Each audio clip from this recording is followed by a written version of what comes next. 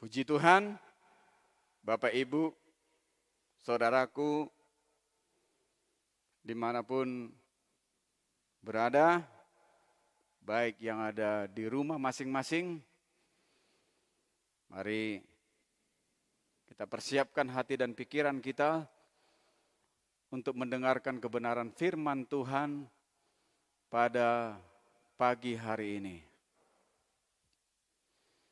Pada pagi hari ini, di tengah-tengah COVID-19 yang melonjak naik, ada PPKM darurat yang diberlakukan di bangsa ini. Sebagai anak-anak Tuhan, sebagai orang-orang percaya, kita harus tunduk kepada pemerintah, karena pemerintah adalah wakil Tuhan, khususnya yang ada di Indonesia ini. Ibadah GPDI Soka Lembah Hijau tidak dihadiri oleh jemaat satupun, bahkan pelayan-pelayan Tuhan yang biasanya melayani juga ada di rumah masing-masing mengikuti ibadah live streaming. Saya beserta dengan istri dan anak kami Philip yang melayani pada pagi hari ini, supaya semua berjalan dengan baik. COVID-19 ini boleh pulih. Semua rakyat Indonesia mematuhinya. Menjaga protokol kesehatan dengan baik. Saya yang memimpin pujian, yang menyampaikan firman Tuhan, istri saya yang mengoperasikan LCD, dan anak saya Philip yang memainkan piano. Jadi kami satu keluarga, tidak ada orang lain. Artinya apa? Menjaga supaya tidak ada penularan COVID-19 di tempat-tempat ibadah, khususnya gereja GPDI Soka Lembah Hijau. Puji Tuhan. Mari sama-sama kita buka Alkitab kita di dalam Efesus pasal yang ke-6 ayat yang ke-16.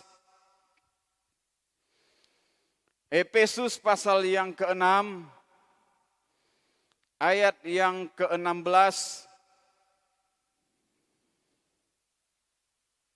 Saya akan bacakan buat kita semua dimanapun berada, Bapak Ibu Saudaraku. Efesus pasal yang ke-6 ayat yang ke-16. Dalam segala keadaan pergunakanlah perisai iman, sebab dengan perisai itu kamu akan dapat memadamkan semua panah api dari si jahat.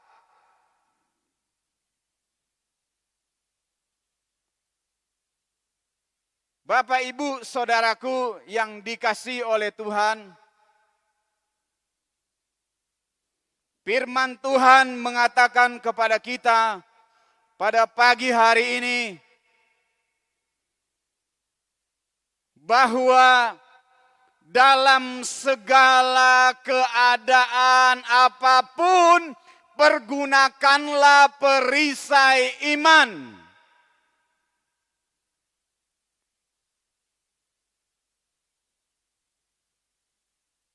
Dalam segala keadaan apapun, dalam keadaan senang, dalam keadaan diberkati, dalam keadaan susah, dalam keadaan sedih, dalam keadaan sakit saat ini kita diperhadapkan kepada virus corona yang ada.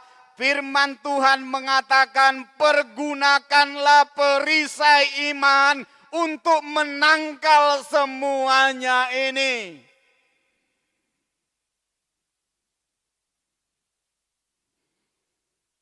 Sebab apa? Sebab dengan perisai iman inilah kita dapat memadamkan semua panah api dari si jahat, yaitu iblis yang ingin menjatuhkan kita orang-orang percaya.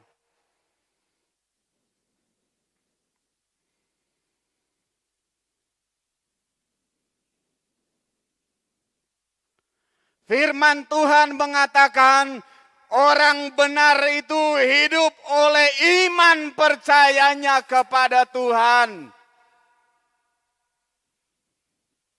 Itu sebabnya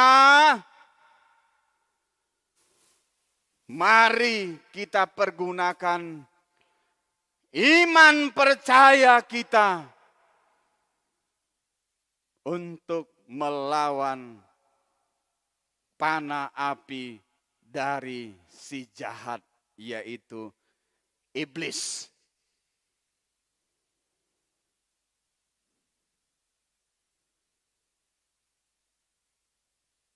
Saya kalau melihat film seperti film-film drama kolosal, para pasukan-pasukan itu mereka memegang perisai di tangan kirinya. Ada yang 4 segi bentuknya, ada yang bulat, ada yang panjang dari kepala sampai ke kaki. Dipegang di tangan kiri, lalu ada pedang di tangan kanan. Fungsi daripada perisai ini untuk melindungi diri supaya apa? Menangkis panah bahkan serangan dari musuh yang ada di depan. Supaya apa? Supaya tubuh kita ini terlindung.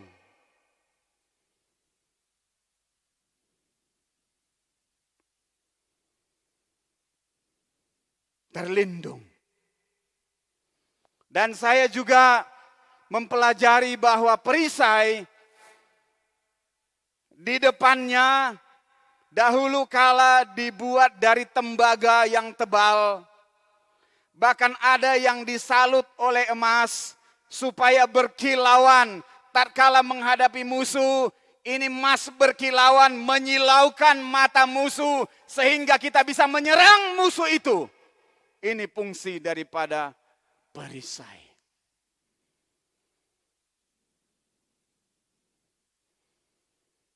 Bapak Ibu yang dikasihi oleh Tuhan, dalam hidup ini setiap hari kita harus berperang melawan iblis. Setiap hari kita mengalami peperangan rohani melawan si iblis yang ingin menjatuhkan kita orang-orang percaya. Sebab apa? Siang dan malam iblis itu tidak pernah berhenti. Dia mencari jalan bagaimana caranya untuk menjatuhkan orang-orang percaya lewat masalah, lewat pencobaan, lewat ujian dia panah, bahkan lewat sakit penyakit. Dia menyerang orang-orang percaya supaya orang-orang percaya tidak berdaya dan jatuh tergeletak. Setiap hari. Setiap hari kita dalam hidup ini mengalami peperangan-peperangan rohani. Iblis selalu melepaskan panah apinya kepada kita orang-orang percaya.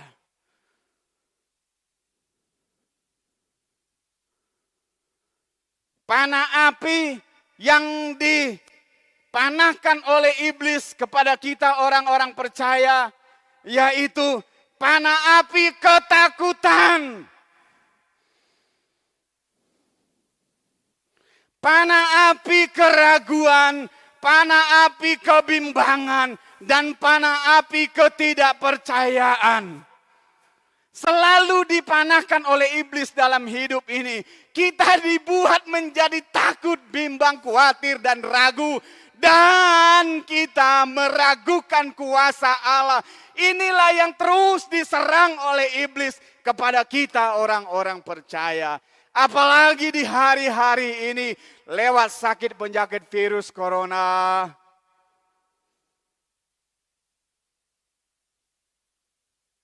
Diserang dengan apa? Rasa ketakutan, kekhawatiran, bimbang, dan ragu, cemas. Dan bahkan saya mendengar juga ada anak hamba Tuhan di daerah Boyolali. Suaminya meninggal karena virus corona. Bapak mertuanya meninggal karena virus corona. Ibu mertuanya meninggal karena virus corona. Si istri ini meratap, dia bilang kepada Tuhan, Tuhan, bukankah aku sudah menjadi anakmu? Dia berkata, aku tidak percaya, aku seolah-olah aku tidak percaya kepada Tuhan lagi. Bahwa dia bisa menolong, melindungi aku. Mana Tuhan, mana? Buktinya suamiku, orang tuaku meninggal karena virus corona. Aku tidak percaya lagi kepadamu Tuhan. Dia mulai meragukan Tuhan. Dia mulai tidak percaya kepada Tuhan. Inilah panah yang dilemparkan iblis kepada kita orang-orang percaya di akhir zaman ini. Panah api, kebimbangan dan ketakutan. Takut. Terbukti panah api itu berhasil ditancapkan oleh iblis kepada orang-orang percaya hari-hari ini. Banyak anak-anak Tuhan yang menjadi bimbang, ragu, dan takut. Inilah serangan panah api si iblis. Dia berbisik, lihat kamu akan mati. Lihat kamu akan binasa lewat virus corona ini. Ditakut-takuti. Sehingga saya melihat fenomena-fenomena yang sedang terjadi saat-saat ini. Banyak orang menjadi takut. Stok obat-obatan di rumah yang banyak. Beli vitamin yang banyak-banyak, borong. Beli susu beruang yang banyak, borong. Sehingga apa? Harganya mahal di pasaran obat-obatan. Vitamin mahalnya minta ampun. Susu beruang mahalnya minta ampun. Rebutan.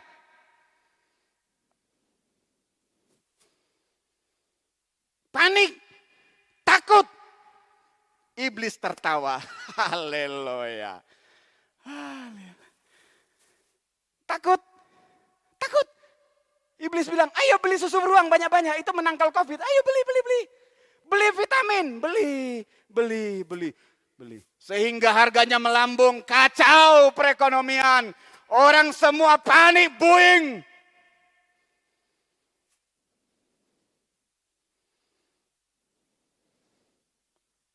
Anak-anak Tuhan juga banyak di dalamnya yang seperti itu. Tapi saya mau slow. Saya slow. Orang panik, saya slow. Orang borong vitamin, saya slow. Slow. Anak saya Philip bilang, Pak lu kok slow? Slow aja. Slow. Wallace.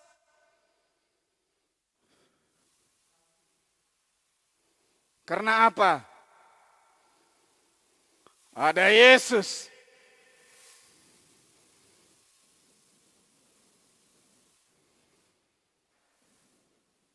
Ada Yesus.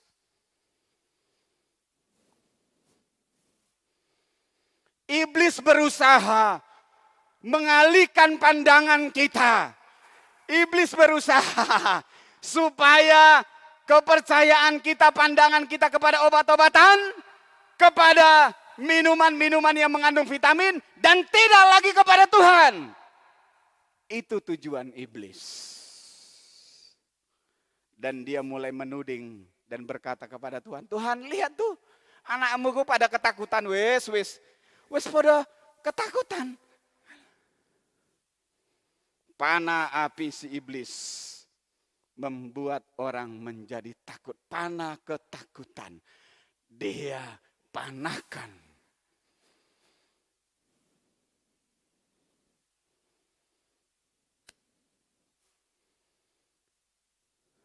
Zaman sekarang saya kadang-kadang lucu-lucu sedap. Lucu-lucu piye ngono kata orang Jawa.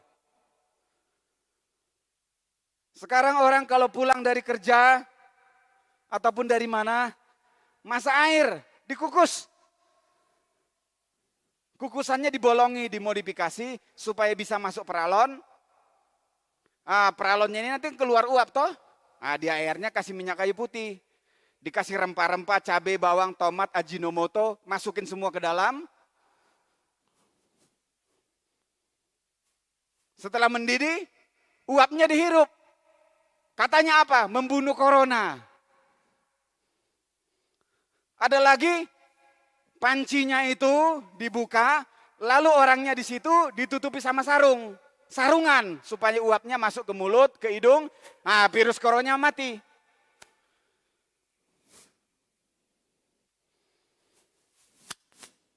Virus coronanya mati. Salah enggak? Enggak salah, benar boleh. Tapi yang salah ialah dia lupa ada Yesus yang sanggup menyembuhkan.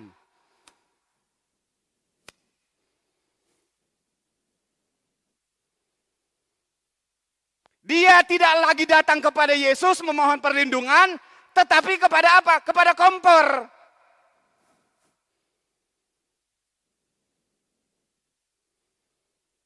Itu yang terjadi. Ketakutan melanda umat manusia, begitu juga anak-anak Tuhan. Kalau saya slow, berdoa. Istri saya kalau mau pergi kerja, saya suruh pakai masker double, boleh? Prokes toh. Bawa makanan dari rumah, bawa hand sanitizer, semprotan, kita harus jaga prokes. Oke. Kalau beli makanan dari luar, makanan ini saya panaskan lagi di rumah. Supaya kalau ada virus di sana bisa mati. Itu prokesnya. Baik. Tetapi jangan lupa. Kita berdoa kepada Tuhan. Sebab apa? Sebab semuanya dalam kedaulatan Tuhan.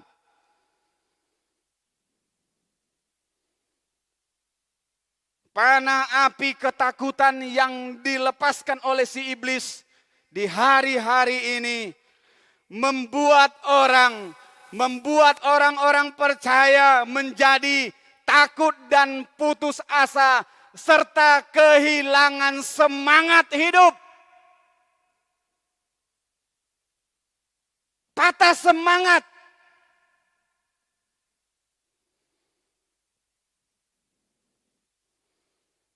Kalau semangat kita sudah menjadi patah, fatal akibatnya.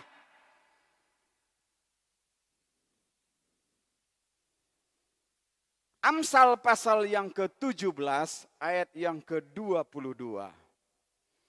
Amsal 17 ayat yang ke-22. Hati yang gembira adalah obat yang manjur, tetapi semangat yang patah mengeringkan tulang. Kenapa semangat ini bisa patah? Karena ketakutan. Kalau sudah takut, semangatnya patah.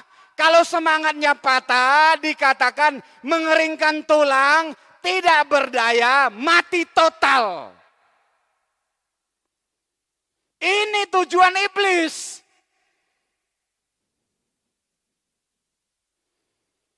Kalau orang sedang sakit saat ini, iblis berbisik, aduh, aduh, aduh. Kayaknya kamu nggak sembuh lagi. Mulai ketakutan, patah semangat, akhirnya mati beneran. Kalau bisnisnya sudah mulai tidak lancar, oh jangan-jangan kamu bangkrut.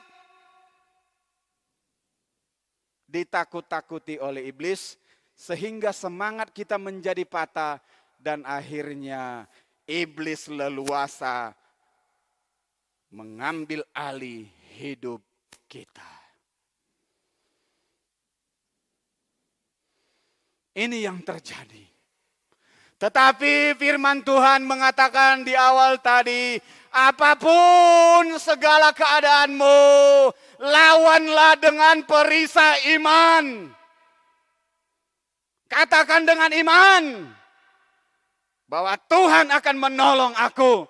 Katakan dengan iman, Tuhan akan menyembuhkan aku.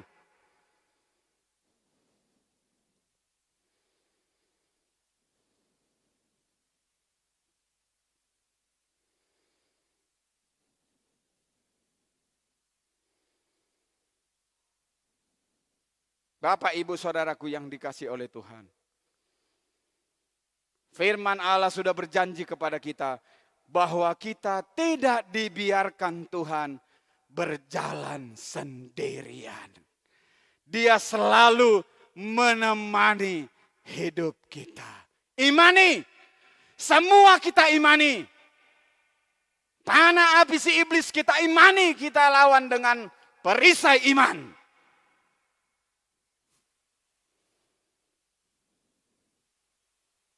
Ada satu sobatku yang setia, tak pernah dia tinggalkan diriku.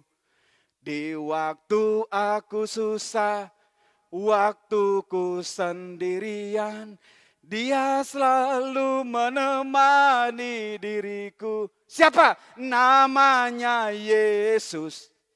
Namanya Yesus. Haleluya. Ada Yesus.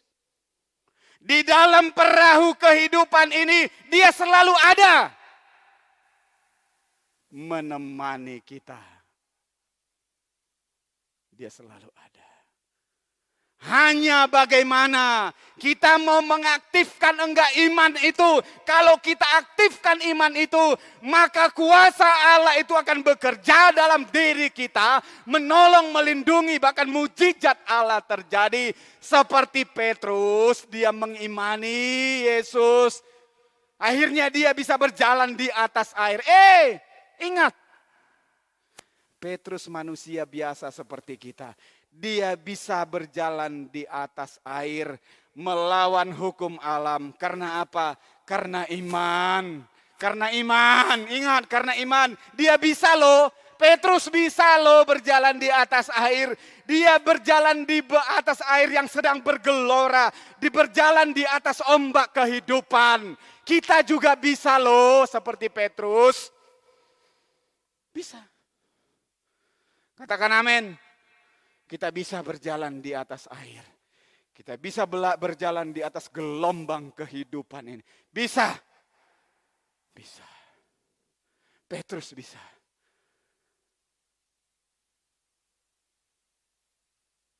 Tetapi kenapa Petrus akhirnya tenggelam?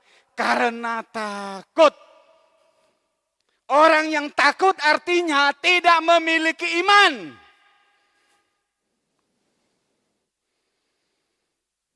Perisainya enggak dipakai.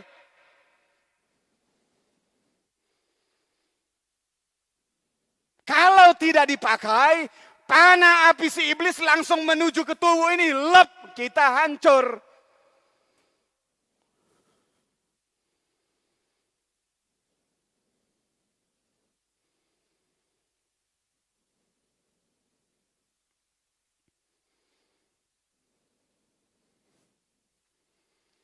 Saudaraku yang dikasihi oleh Tuhan, berulang-ulang saya katakan, mari kita dekat terus kepada Tuhan. Lakukan firman Tuhan, lakukan firman Tuhan, lakukan firman Tuhan sampai bosan jemaat dengarnya. Lakukan firman Tuhan, lakukan firman Tuhan sampai bosan. Mungkin jemaat-jemaat Tuhan, para pemirsa yang melihat live stream ini terus mendengar, lakukan firman kata pendeta ini terus. Ya, lakukan firman, lakukan firman. Kalau kita lakukan firman, kita mengaktifkan iman itu dalam diri kita. Dan iman itu bekerja. Dan ketika iman itu bekerja, maka pertolongan, berkat, dan mujizat Allah Dia nyatakan dalam hidup kita. Pergunakan perisai iman. Iman. Pergunakan perisai iman. Maka kita kuat dan mampu melawan semua serangan si iblis. Baik itu masalah, pencobaan, ujian, sakit, penyakit, lewat. Karena ada perisai iman.